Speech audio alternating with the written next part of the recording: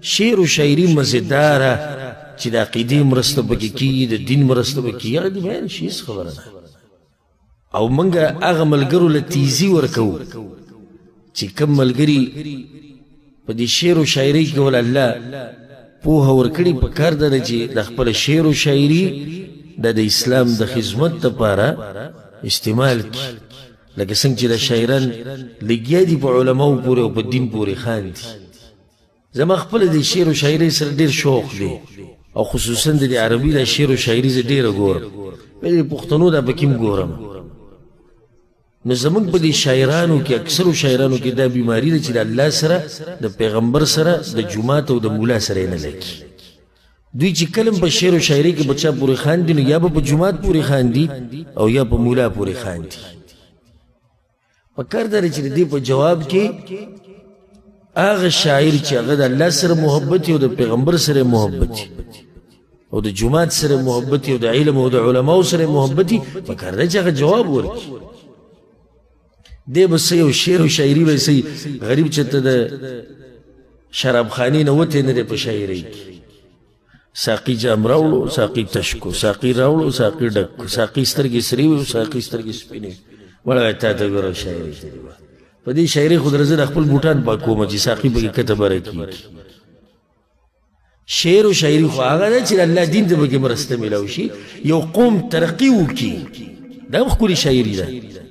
شاعري وکړه یو قوم د تعلیم طرف ته راوبله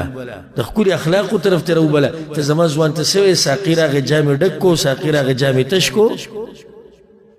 دنیا کم ځای ته ورسېده ته د اوسه پورې به ساقي کته او ساقي بره سرې سترګې یې راواړولې او زلفې په مخ راواړولې د پانزیب نه شرنګ وویستو د دوی شاعري دغې کې تاویږي راتاویږي ما ورته ووایي زړه مې در کړی دی او هغې وایي ژوند مې در کړی دی او ما ورته وایي زړه دې سېزلی دی او هغې ورته وایي زما هغه دې د پوخانې ګیرې کړی دی وایي د دې خوب نه پاسې را ګړې وړې وې دغه جنکو خیالي به کله جنکۍ یادوي او والعیاذ بالله بعض شاعران خو هغه دي چې هغه د ښایسته هلکان په شاعرۍ کې یادوي او بعض د الله سره مقابله کې لکه یو شاعر وایي الله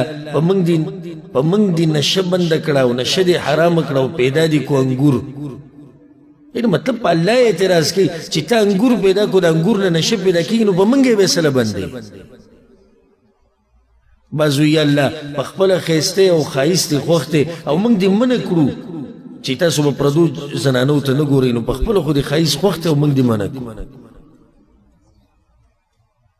دا مو اوس ځان ته شاعران وایي دوی وایي موږ شاعري کوو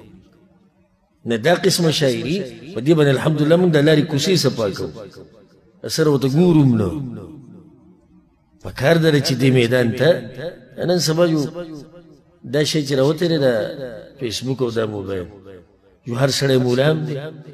او هر سړی شاعر هم دی کمره کې به ځان ته ایښودی بیان به سټاټي له پاسه یې په خپلې لیکلي شیخ الحدیث او شیخ القرآن مفسر زمان مجتهد العصر په کمره کې دننه ناسته په توره تیاره کې بیان کوي ابل یې ښودی دی هغه د دې زمانې شاعر دی او هغه شعر و شاعري کوي شاعران هم ډېر شوي دي ملیان هم ډېر شوي دي بیانولو والا هم ډېر شوي دي سیاست والا هم ډېر شوي دي هر شی ډېر شوی دی چې د کله نه دا شی راوتی اسان کار دی بس ویډیو نه چلو دا سیدن ته لیولی دی نن بیا هم بیان دی په دې مسله باندې شروع وکړي نن سبا داسې دور دی چې شاعران پکې څه دي ډېر شوي دي نوي نوي نومونه او سیرې بازار ته راوتي دي د شاعرۍ په نوم باندې چې هغوی په شاعرۍ کې خاندي په الله پورې او په دین پورې ابلز مې د یو شاعر شاعري اورېده وي ما ته اوس دوی د مولا سره او د جومات سره نه لګي وایي ته خو ما جومات ته بوځي خو زه عادت یم د شرابو او زه عادت یم د سندرو یعنې مطلب دې جومات کې به در سره هم بیا دغه کوم نه دا مذاق تر الله په دین پورې داسې قسمه شاعري دا به نه نشر کوئ نه به یې خوښوئ او چې کله تا د داسې شاعر شاعري نشر کړه چې هغه په الله پورې خاندي یا په دین پورې خاندي یا په قرآن او په حدیث پورې او یا په ګیره پورې یا په مولا پورې ته ورسره په دې ګناه کې ښه برابر شریک یې دا خبر زه علی بصیرة کوم ولې لکه چې ما ډېر دیندار لیدلي چې دغه شاعرانو د شاعري نشر کوي او د دې شاعرانو سره شاته موسیقي هم لګېدلي